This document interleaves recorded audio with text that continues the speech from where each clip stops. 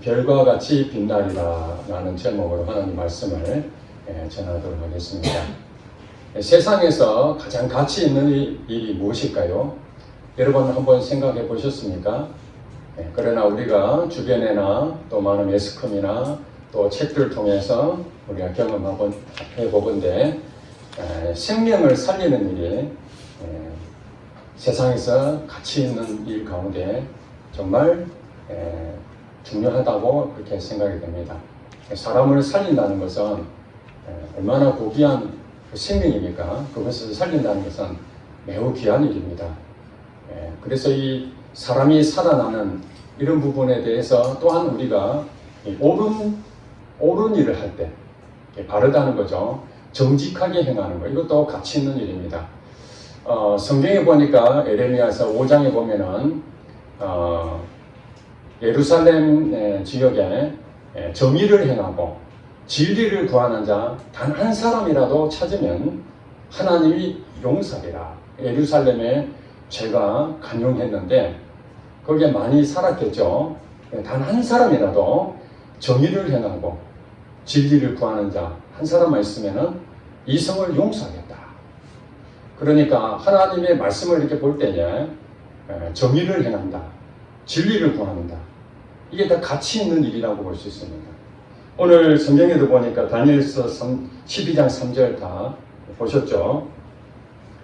3절에 보니까 지혜 있는 자는 궁창의 빛과 같이 빛날 것이요 많은 사람을 옳은 대로 돌아오게 한 자는 무엇과 같이? 별과 같이 영원토록 빛나리라. 지혜 있는 자, 이 지혜 있는 자가 바로 가치 있게 사는 사람입니다. 이 세상에 가치 있게 사는 사람을 성경에서는 지혜로운 사람이다, 그렇게 말하죠. 그리고 말씀드린 것처럼 사람을 살리는 그런 일들이 가치 있는 일인데, 많은 사람을 옳은 대로 돌아오게 한 자, 많은 사람, 굉장히 많은 사람들이 옳은 대로 돌아오게 하는, 생명을 살리는 일이죠.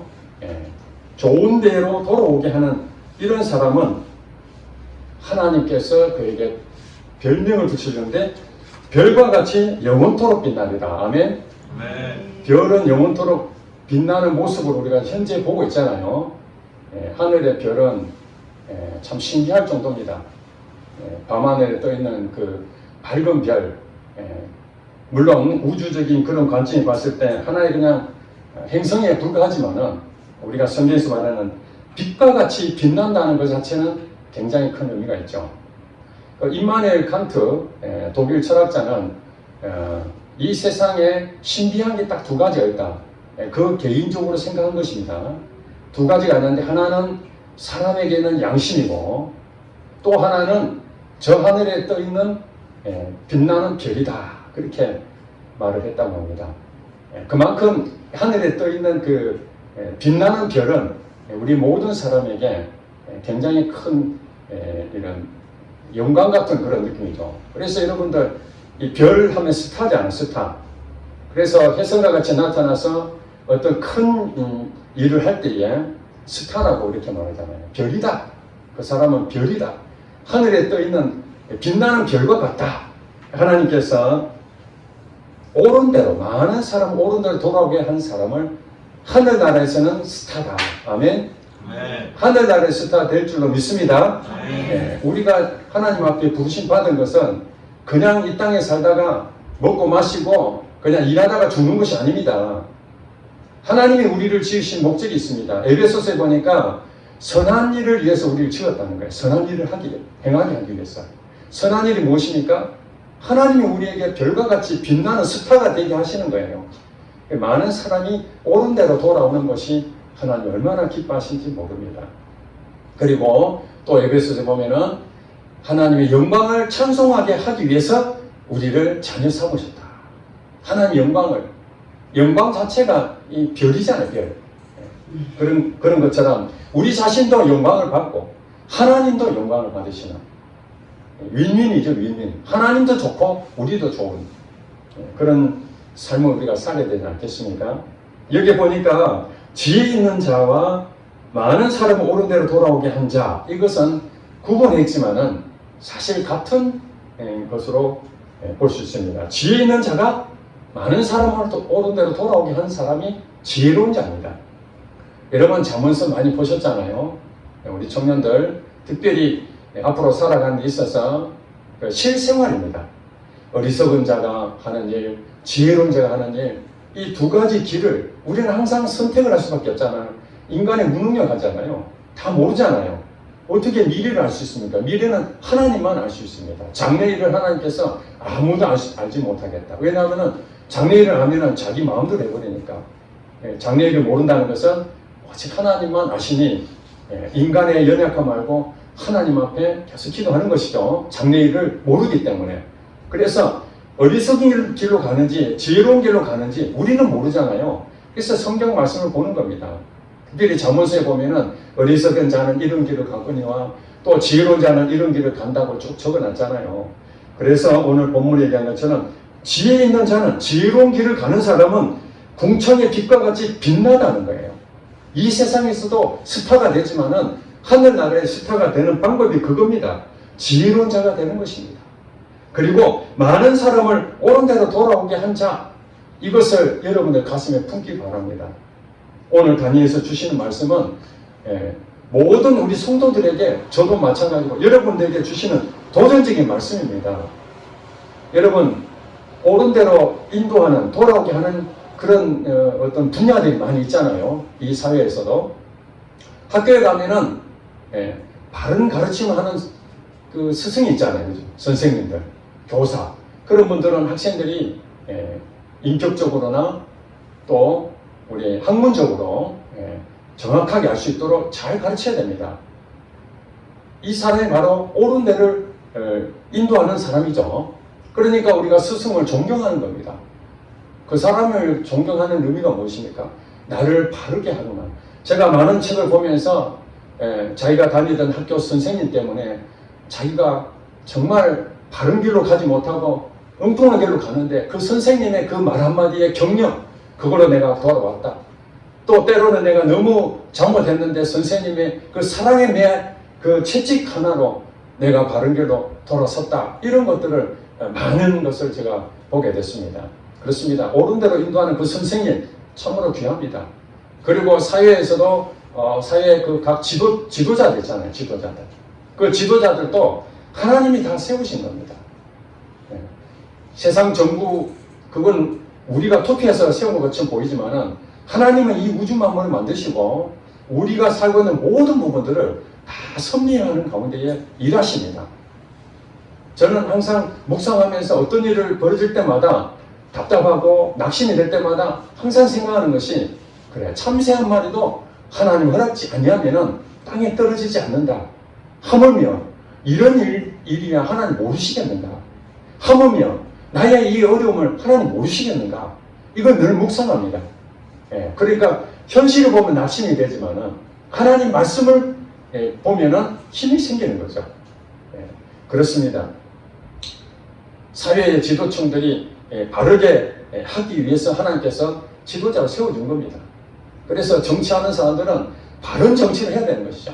그럼 나라가 좋은 나라가 되는 것입니다.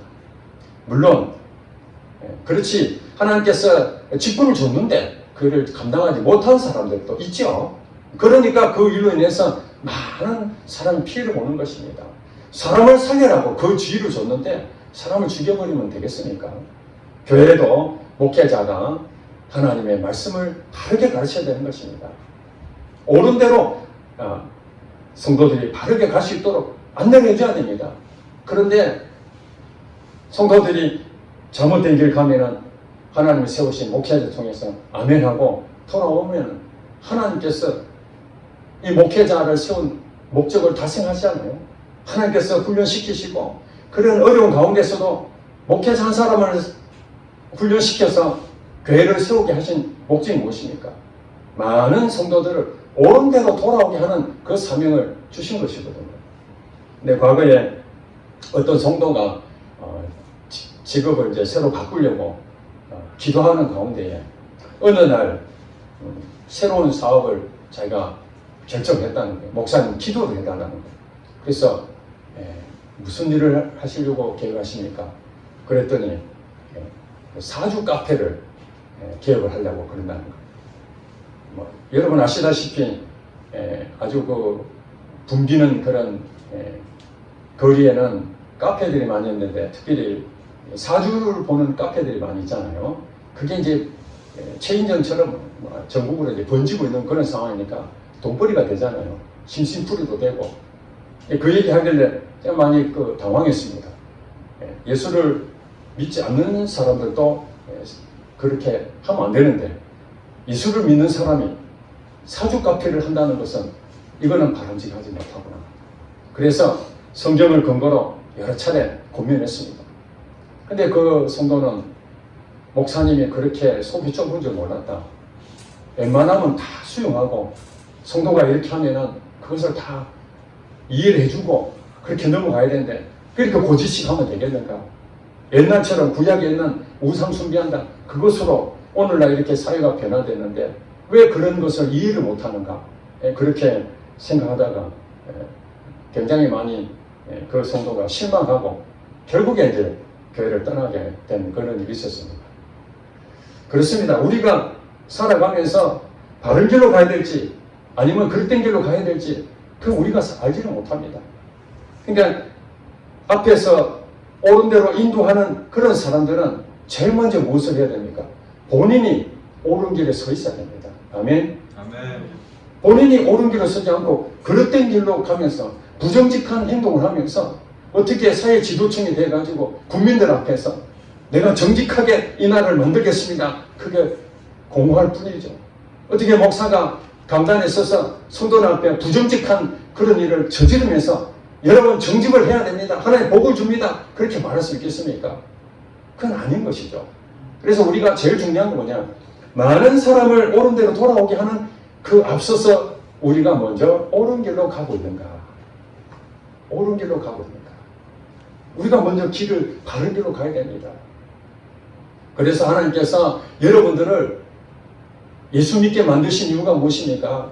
예수를 만나지 못한 사람들은 본인이 옳은 길이라고 생각하지만은 여러분 그 길이 잘못된 길이 얼마나 많습니까? 특별히 하나님 말씀이 아닌 자기 생각으로 가는 것은 본성적으로 악하기 때문에 그건 옳은 길이 될 수가 없습니다.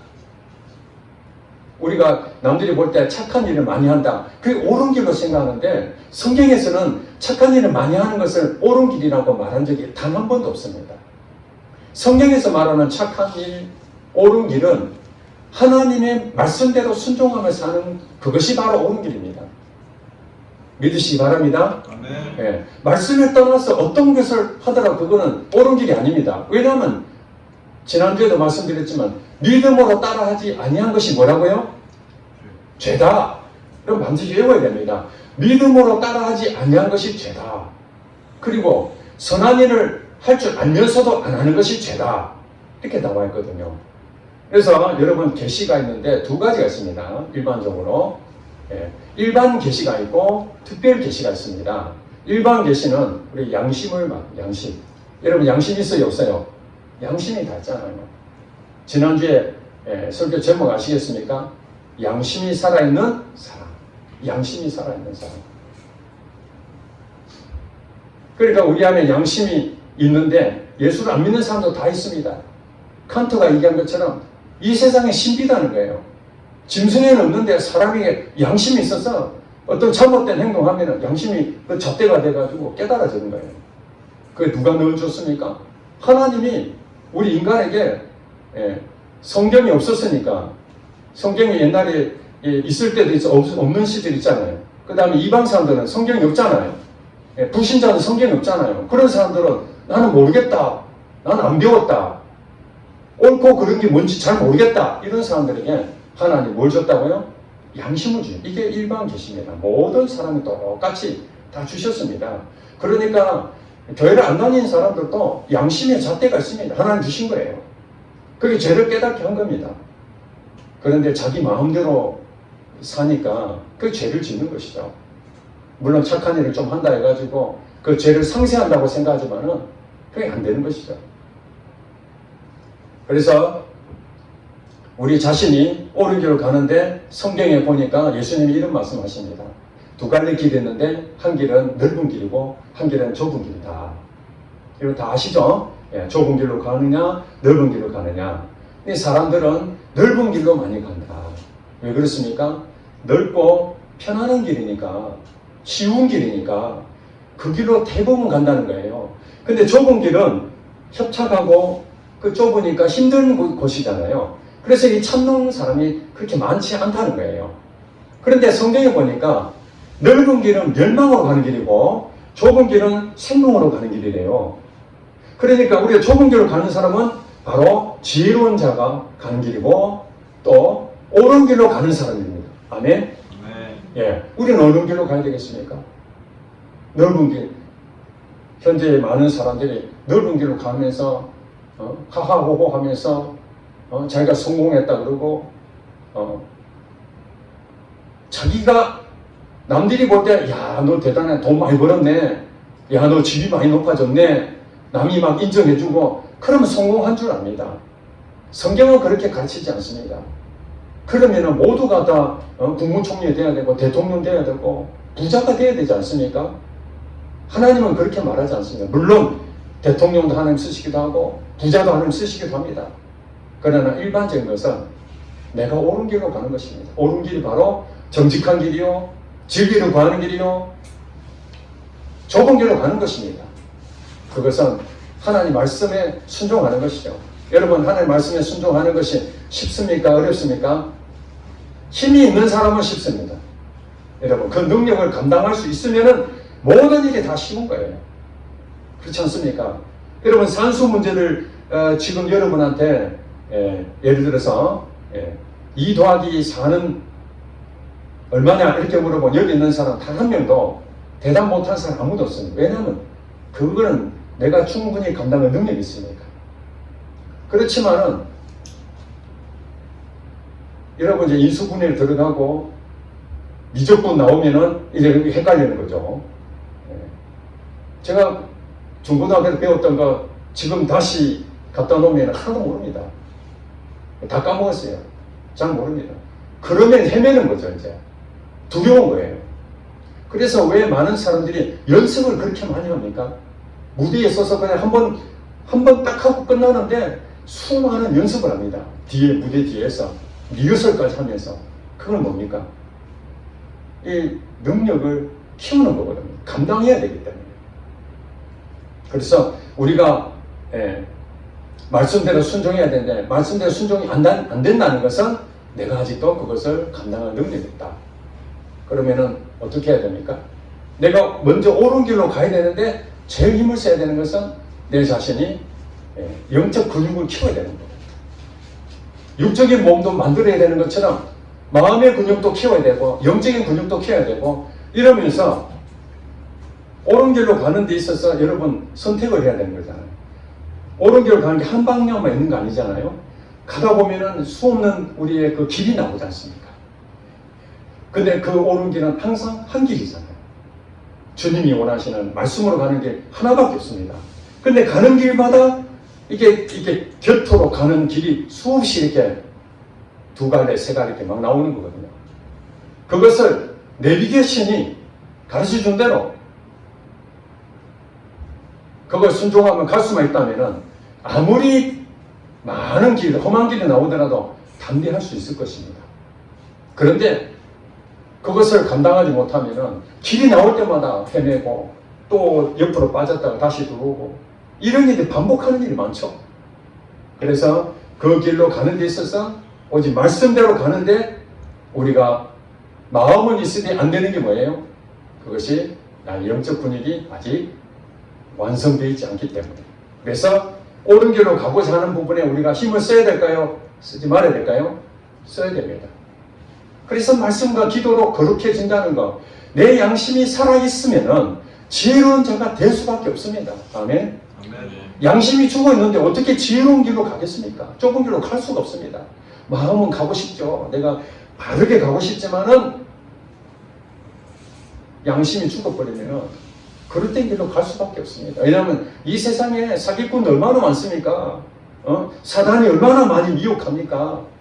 종교도 하나님이 하나를 만들어 놨잖아요. 기독교. 예, 그거 하나만 하나님이 원하셨는데 사단이 수많은 종교를 만들어 놓고 이단 사입이 다 만들어 놔서 교회가 비난을 받게 만들어 버린 거예요. 그러니까 지금 교회 다니는 사람들도 내가 지금 이 교회가 제대로 가고 있는지, 내가 믿고 있는 교리가 제대로 맞는지 구분이 안 되는 경우가 너무나 많습니다. 그 다음에 여러분, 이제 옳은 대로 여러분들이 완벽하진 않지만은 옳은 방향으로 서 있으면은 그 다음에 하나님이 여러분에게 사명을 주셨습니다. 여러분, 사명이 무엇일까요? 오늘 본문 나와 있잖아요. 많은 사람을 옳은 대로 이제 돌아오게 하는 겁니다. 여러분이 먼저 옳은 대로 서 있고, 그 다음에 나의 이웃들, 나의 지인들, 나의 친척들, 나의 가족들, 내가 만나는 모든 사람들, 그런 사람들을 돌아오게 하는 것이죠. 이게 많은 사람이라는 뜻입니다. 많은 사람. 나와 관계 맺는 그 사람이 얼마나 될지는 모르지만은 한두 명은 아닐 거 아니에요. 많은 사람이잖아요. 그 많은 사람들을 돌아오게 하는 것이죠. 돌아오게 하는 것이 바로 가치 있는 일을 하는 거예요. 이것이 여러분들에게 주신 하나님의 사명임을 믿습니다. 예, 여러분 그 사명을 가지고 있잖아요. 자, 여러분이 예수를 믿었다는 것은 예수님이 여러분 안에 있습니다. 아멘? 아멘. 여러분이 아무리 예수님 믿었다 하더라도 예수님이 여러분 안에 있으면은 여러분들이 가치관이 안 바뀝니다. 그런데 여러분이 안에 예수님 믿음으로써 예수님이 내 안에 계시면은 여러분 인생관이 바뀌게 됩니다. 당연합니다. 왜냐하면 예수님이 내 안에서 우리의 사명으로 가기를 바라기 때문에 그 사명을 가기를 바라는 마음에서 먼저 내가 주님 앞에 가치관이 바뀌어서 옳은 길로, 좁은 길로 가게끔 그런 마음으로 우리를 계속 인도해 가십니다. 성령의 충만함을 주십니다. 예, 그렇게 되게 만들고 그 다음에 또 어떤 마음이 불일떡 일어나냐면은 내 주변에 있는 영혼들을 보게 됩니다. 그 영혼들을 볼 때에 저 사람 멸망의 길로 가면 안 되는데, 저 길은 넓은 길인데, 그 길로 가면 망하는 길인데 돌아오게 해야 되는데, 나도 하나님 못 만났을 때는 잘못된 길, 잘못된 생각 이렇게 갔지만은 이제 하나님 만나고 보니까 이것이 진짜 가치 있는 일이고 하나님 말씀하신 대로 사는가 정말 복받는 일이구나 이렇게 하는데 옆에 사람 죽든지 말든지 아무 관계 없어요. 그것은 여러분들이 이 가치를 모르기 때문에 그런 것이죠. 이 가치를 안다면은 여러분 어떤 식당에 가가지고 정말 맛있어요. 그럼 저는 여러분 어떨지 저는 주변에서 어떤 식사를 한다면은 그게 추천을 많이 합니다. 제가 먹어보니까 정말 맛있더라. 그래서 옆에 있는 데서 같이 가기도 하고 뭐 단체회식 가면은 그쪽에 가기도 하고 갈 때마다 사람들이 그럽니다. 야, 이런 데가 다 있었나? 나도 우리 식구들 데리고 한번 와야 되겠다. 이런 얘기를 하면 기분이 좋잖아요. 왜 그렇습니까? 음식이 다 똑같지 않잖아요. 식당이 그렇게 많은데도 구미에도 1000개 이상 되는 식당이 있는데 안 가본 식당이 거의 90% 이상은 될 겁니다. 안 가본 식당이. 그러면 내가 먹어봤던 것에 대해서 그게 대한 맛을 아니까 사람들에게 그게 가봐라. 그거 맛있다. 추천해 주잖아요. 마찬가지로 내 인생 변화되고 복된 인생 사니까 내 가까운 사람들에게 하나님 말씀을 전하고 싶은 마음이 생기는 거예요. 여러분, 로마서 10장에 보니까 이게 보면 이제 듣지도 못하는데 어떻게 믿을 것이며 또 전파한 자가 없는데 어떻게 들을 것이며 이렇게 설명하는 내용이 나옵니다. 아름답도다. 좋은 소식을 전하는 발이요. 좋은 소식을 전하는 자들의 발이요. 이렇게 말합니다. 우리 발로서 뭐합니까? 걸어다니잖아요. 사람들 만나는 겁니다. 발은. 사람들 만나서 뭐 한다고요? 전파하는 겁니다. 뭘 전파해요? 좋은 소식을 전파하는 것입니다. 내가 믿었던 하나님, 내게 복을 주신 하나님, 내가 옳은 길로 가서 죄인된 인생에서 의인된 인생으로 살아가는 이 천국으로 사는 나의 인생을 그들에게 전하고자 하는 이것이 우리에게 주신 사명입니다. 이 사람이 무엇이라고요? 하늘에 있는 별과 같이 영원토록 빛난다는 거예요. 보상이 있는 것이죠. 사도 베드로는 예수님을 믿었던 사람입니다. 여러분 다 아시죠? 네. 제자 중에 수제자 있습니다. 그런데 예수님이 잡혀가셨을 때 여러분 다 아시는 것처럼 3번이나 나는 예수님 모른다 부인했습니다. 어찌 그럴 수가 있겠습니까? 여러분 예수님 믿는다면서 예수님과 같이 이렇게 살면서 결정적일 때 도망치면 되겠습니까? 그때야말로 목숨을 바쳐야 될 때죠. 평상시는 잘 모릅니다. 평상시는 맞습니다. 당신 말이 최고입니다. 네. 베드로도 그랬습니다. 주님 가시는 길에 내가 뭐 목숨 다 바쳐서 내가 가겠습니다. 그런 마음이 있었습니다. 근데 정작 자기가 죽게 되니까 도망쳐버렸잖아요. 인간은 그렇습니다. 내가 많은 사람들에게 좋은 소식을 전하고 싶어도 내가 연약하잖아요. 성격도 소심하고 그러면 말하기도 좀 쑥스럽잖아요. 그런데 사도 베드로가 인생이 바뀌는 어떤 상황이 있었습니다. 그날 아시죠? 오순절날 성령이 임해서 그가 바뀌어졌습니다. 이제는 베드로 자신이 뭘 하는 것이 아니라 베드로 자신에게는 아무 능력이 없는데 성령이 역사하니까 그 능력으로 담대하게 사람들 앞에 나가서 좋은 소식을 전하기 시작합니다. 예수님이 살아나셨다. 예수님 믿으면 복 받는다. 그것을 그 많은 사람들에 전파를 했더니 3,000명이 회개하고 돌아옵니다. 양심에 찔려서 내가 이렇게 살 수 없구나. 나 예수 믿어야 되겠다. 내가 예수님을 저주했지만은 내가 잘못됐구나. 나 예수님한테 돌아온다. 이렇게 많은 사람을 돌아오게 한 사람이 바로 베드로가 됐습니다. 얼마 전까지만 하더라도 예수님 모르겠다 그러면서 도망쳤던 베드로가 성령에 충만해지니까 자기가 지금 전하고 있는 것이 두려움도 없고 그전에는 감옥 갈까봐 두려웠는데 복음을 전하는데 좋은 소식을 전하는데 사람들이 와가지고 이제 고발했겠죠. 베드로가 이단의 사상을 전하고 있다. 고발 들어가니까 거기에 있는 군사들이 와가지고 베드로를 잡아서 감옥에 쳐넣으려고 하고 그러면서 뭐랍니까? 너 이 도 전하면 안 돼. 너 앞으로 입 다물어. 그러니까 베드로가 감옥에 들어가도 내가 하나님을 좋게 하랴 사람을 좋게 하랴 여러분 이렇게 바뀔 수 있겠습니까? 이게 제정신이 아닌 겁니다.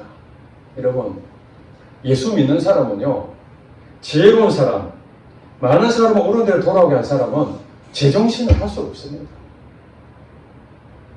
여러분 무슨 계획을 잡아가지고 사람들 전도해서 교회로 데려와서 예수 믿게 만드는 여러분 가능할 것 같습니까? 제가 교회를 13년 동안이나 이렇게 섬기면서 기도할 때마다 하는 게 그렇습니다. 단 한 명도 나는 그 사람을 죽게 돌아오게 할 능력이 나는 없구나. 그래서 13년 동안 할 수 있는 게 뭐냐면은 주님 앞에 계속 기도하는 겁니다. 하나님, 나는 우리 성도님 저 사람을 좋은 길로 돌아오게 할 수 없습니다. 그 사람 마음밭을 옥토로 할 수 있는 능력이 나는 없습니다. 아무리 설득해도 그 사람은 설득할 수가 없습니다. 왜냐하면 제가 얘기해서 돌아오는 사람보다도 대부분 다 떠나는 사람이 많았으니까 제가 느꼈죠. 아, 내 힘으로는 안 되는구나. 내 힘으로는 안 되는 거예요. 여러분 성경이 딱 주제가 하나입니다. 내 힘으로 하는 사람, 내 힘으로 안 하는 사람. 그러면 누가 하는 겁니까? 성령으로 하는 사람이죠. 성경에서 말하는 것은 여러분들이 우리 좋은 소식을 전합시다. 나만 예수 믿고 천국 가면 되겠습니까? 우리 가족, 우리 친구들, 우리 지인들, 그들도 예수 믿어야 되지 않겠습니까? 그래서 교회마다 전도합시다. 막 그러잖아요. 오늘 처음으로 여러분한테 전도란 말을 지금 꺼내는 것 같습니다. 전도합시다 하면 여러분 전도라는 그 두 마디가 여러분 가슴에 무슨 생각이냐면 부담스럽다. 사람을 교회로 데려온다는 게 얼마나 힘든 일인지 저도 많이 해봤지 않습니까? 교회를 데려오려고 참 그 사람들 필요한 거 물건도 사주고 이 교회가 세워졌으니까 성도 전도를 해야 되니까 정수기 하시는 분한테 비대를 설치하면서 교회 한번 나와서 하나님은 한번 예배에 참석해서 예수 믿으면 좋겠다. 한번 나와주겠다. 그런데 비계 말고 또 다른 걸 또 하나 좀 사줬으면 좋겠다. 돈도 없는데 그러자고. 왜? 전도를 해야 되니까. 그 사람이 원하는 비계도 사주고 정수기도 또 하나 해주고 그랬는데 한 몇 번 딱 나오고 안 나왔어요. 왜 그럴게요? 자기가 이제 몇 번 나오는 곳으로 비계 설치하고 정수기 설치한 값을 했다는 것이죠. 한마디로 딜을 한 겁니다. 딜. 몇 번 나와준 것으로 땡 치는 거예요. 여기에 KT 전화도 가설하는데 새로 오셔가지고 열심히 땀을 뻘뻘 흘리며 사시길래 또 이분도 복음을 전해야 되겠다 싶어서 열심히 전했습니다. 한번 교회 나와보시죠 했더니 나올 것처럼 얘기하는 거예요. 내가 뭘 도와드릴까 하니까 핸드폰 개설을 한 대만 해주면 좋겠다고. 사실 여러분 핸드폰 하면은 돈도 받고 그러잖아요. 그 사람 전도하려고 핸드폰도 개설해주고 그리고 끝났습니다. 안 왔습니다. 그리고 또 어떤 사람에게 1년 동안이나 기도하면서 그 사람을 위해서 계속 이렇게 전도를 했는데 나올다 하더니 어느 날은 큰 교회로 등록했다는 소식을 들었습니다. 힘이 쫙 빠지잖아요.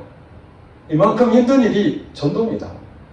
그런데 좋은 소식을 전하는 자들의 발이여 하면서 사도 바울이 뭐라고 했냐면 아름답도다. 아름답다. 여러분 좋은 소식을 전하는 자는 아름다운 일을 하고 있는 겁니다. 여러분 때로는 부담이 되고 내 성격도 안 맞고 거절당하고 힘들고 그런데 그럴 것 같으면 사도 베드로도 어려운 당하니까 도망쳤지 않습니까? 똑같은 상황이죠. 마음은 예수님이 원하시면 내가 무엇이든지 할 수 있어. 교회에 다니는데 내가 그래도 하나님 말씀을 하면 내가 무엇이든지 순종할 수 있어. 근데 전도를 해주세요. 그러면 그거는 내가 못합니다. 이 도망치는 똑같거든요. 왜 그렇습니까? 힘이 안 되니까. 내가 그걸 감당할 힘이 없기 때문에 부담이 되는 거예요. 짐이 되는 겁니다. 그래서 사람들이 억지로 하는 건 억지로. 교회에서 하라니까 오늘 끝나면 여러분 부담이 되는 일들을 하게 될 겁니다. 우리 창립 13주년 기념주일날 이제 사람들 좋은 소식을 전해야 될 그런 마음을 주셨는데 우리가 옳은 길로 갔지만 그들도 옳은 길로 돌아오게 하는 것이 하나님 주신 우리의 사명인데 언제까지 그냥 그들에게 오기를 그냥 기다릴 것이 아니라 우리도 이제 전해야 될 때가 왔구나. 그런데 이것을 하나의 부담으로 숙제로 억지로 한다면 오래 못 갑니다. 여러분 공부하는 사람 보세요. 본인이 공부에 맛을 들이고 재미가 있으면 공부하지 마라 그래도 엄마가 제발 자라 그래도 여러분 공부를 그만둘 수 있습니까? 공부에 맛이 들었는데 공부하면 사람들이 인정해주고 1등하면 상도 받고 그런 것을 맛을 아는데 그리고 공부하면 모르는 걸 알게 됐을 때 얼마나 기쁩니까?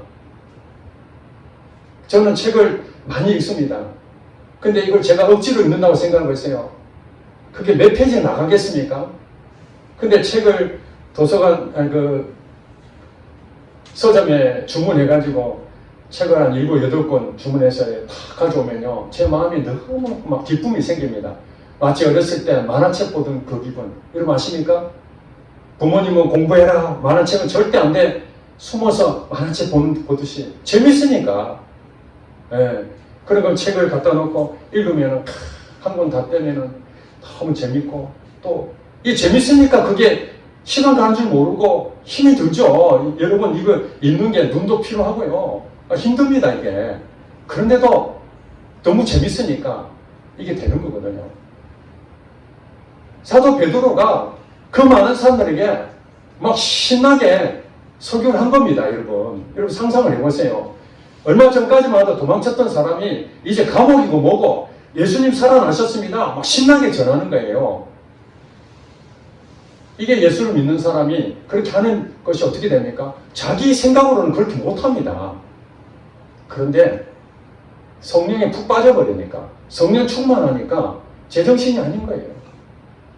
저도 책을 읽는 것이 그 책의 재미를 푹 빠졌기 때문에 제정신으로는 책을 읽으면 안 되는 거 제가 나이가 들었는데 이제 이 눈도 보호해야 되잖아요.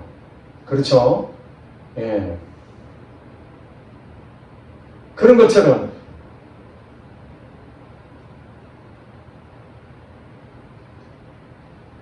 좋은 소식을 전하는 부분에서 여러분들이 제일 먼저 하나님 주시는 마음이 그들을 불쌍히 여기는 마음이 여러분의 분명히 올 것입니다.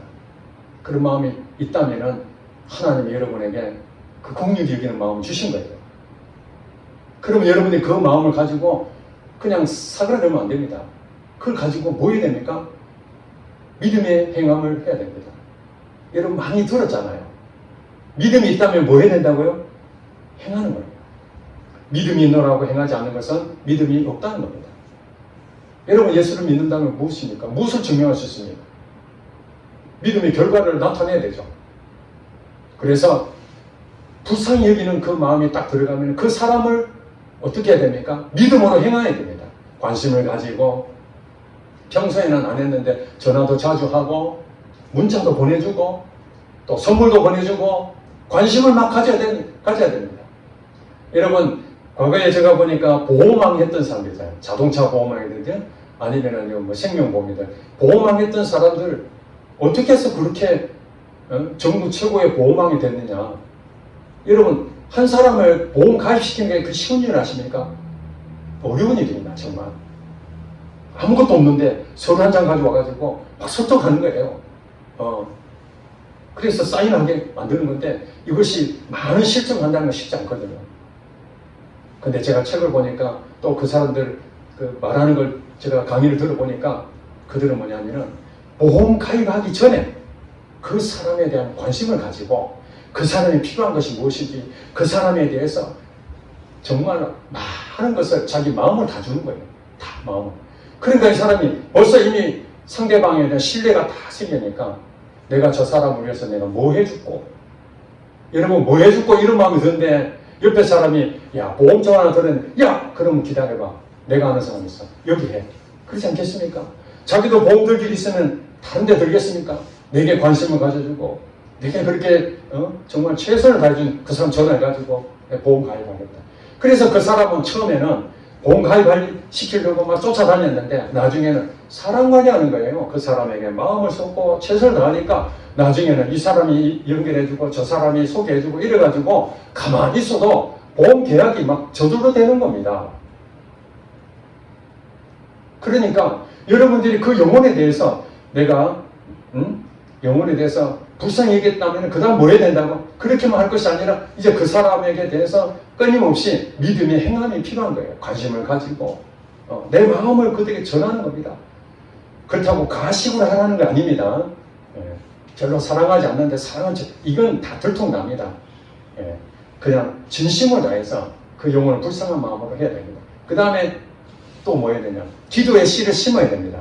여러분 그 사람이 하나님을 만나는데 옳은 대로 돌아오기까지 쉽겠습니까? 사단에 싹 사로잡혀 있잖아요. 눈이 딱 씌어 있습니다. 그러니까 그것을 벗겨내려면 사단이 쉽게 안 물러가잖아요. 내 능력이 없잖아요. 기도해야 됩니다. 그 사람이 끊임없이 그 한 영혼을 위해서 밤낮 부르짖는 자에게 하나님이 들어주지 않겠느냐. 밤낮 그 사람을 위해서 기도하는 겁니다. 그래서 전도를 하는데 잘 안 되는 이유가 무엇입니까? 거기에 딱 달라붙는 악한 영이 세력이 너무 센 거예요. 나오겠다 해놓고 안 나옵니다. 나오겠다면서는 안 나와. 여러 차례 안 나와. 그것은 그 안에 악한 영이 굉장히 역사를 많이 하는 겁니다. 그리고 나오려고 하면은 무슨 일이 막 생겨야 돼요. 여러분 몸이 아프다든지 무슨 일이 생기는 거 자꾸. 평상시에 아무 문제 없는데. 그러니까 우리 기도로 그 사람을 위해서 끊임없이 기도의 씨를 심어야 됩니다. 그 다음에 어떻게 됩니까? 내가 성령 충만해도 있어야 됩니다. 때로는 우리 낙심할 수 있잖아요.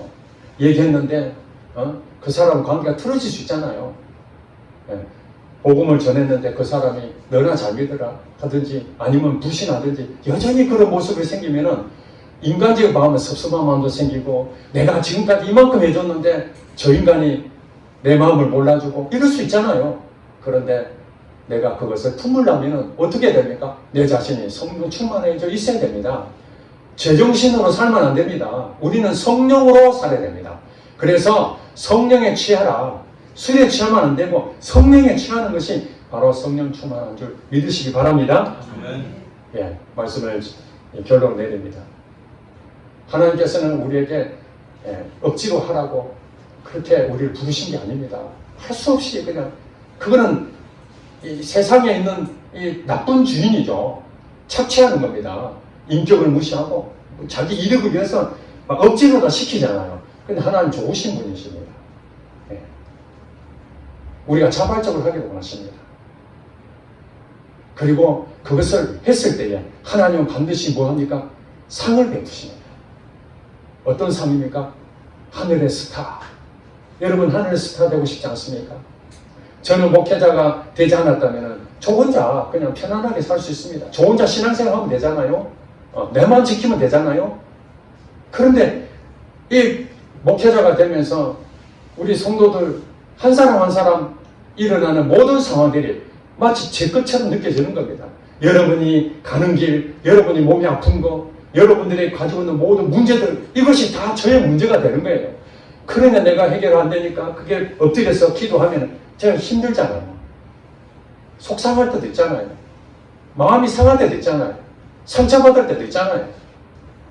대부분 여러분들 위로로 주지만은 여기에 있는 분들 말고 다른 분들은 제 마음을 상하게 할 때 있잖아요. 그러면 어떤 마음 듭니까? 내가 목회 안 해버리고 싶어. 그만두지 내가. 그런데 하나님이 제게 이 사명을 주신 것은 오늘 다니엘서 12장 3절 말씀에 제게 주신 복이라는 걸 알기 때문에 지혜 있는 자는 궁창의 빛과 같이 빛나고 많은 사람을 옳은 대로 돌아오게 한 이 사명을 내게 주셨기 때문에 별과 같이 영원토록 빛난다는 거, 이거 이 세상에서 누가 주겠는가? 내가 무슨 연기자가 돼가지고 대상 받겠습니까? 근데 목회자만 그런 것이 아니더라고요. 여러분들도 12장 3절 말씀입니다. 불신자들에게, 하나님 모르는 사람들, 그릇된 길로 가는 사람들에게 주님께로 돌아오게 만드는 이런 일을 하는 것이 바로 여러분 사명인 거예요. 그걸 여러분들이 감당하게 된다면 하나님께서도 여러분들도 목회자 똑같이 구별하지 아니하고 영원토록 빛나는 별처럼 하나님 쓰신다는 거예요. 자, 그러니 우리의 이 보상, 하나님 주신 이 축복이 있는데 부담이 되고 짐이 된다 해서 억지로 하겠습니까? 억지로 할 수 없으니 뭐 해야 된다고요? 성령 충만을 받아야 됩니다. 성령으로 완전히 취해버려야 됩니다. 그래서 내가 그 사람 갔는데 관계가 별로 좋지 않아도 성령이 이끌림 받아서 막 그냥 전하게 되는 거죠. 욕을 얻어먹어도 인간적으로 기분 나쁜데 성령님이 내 마음을 평안하게 해줘서 그걸 감당해버리면 문제가 없는 것이죠. 그래서 오늘 권사님이 기도한 것처럼 하나님이 이 교회를 세우셨으니까 부흥의 역사가 일어나야 되죠. 내적인 것도 부흥이고 외적인 것도 부흥입니다. 단지 교회에 나오는 것이 부흥이 아닙니다. 하나님 말씀에 믿고 순종하며 살아가는 그 사람을 만들기 위해서 1차적으로 교회가 필요한 것이지 교회에 나온 것으로 끝나는 것이 아닙니다. 우리는 이곳에 나오게 하는 걸 전도라고 생각하는데 그게 아닙니다. 교회에 나오지 않더라도 그 영혼이 주께 돌아오는, 우리 교회 아니더라도 다른 교회 가더라도 주께 돌아올 수만 있다면 그건 하나님께서 기뻐하시는 일이고 우리에겐 큰 복으로서 임하게 될 줄로 믿습니다. 기도하겠습니다.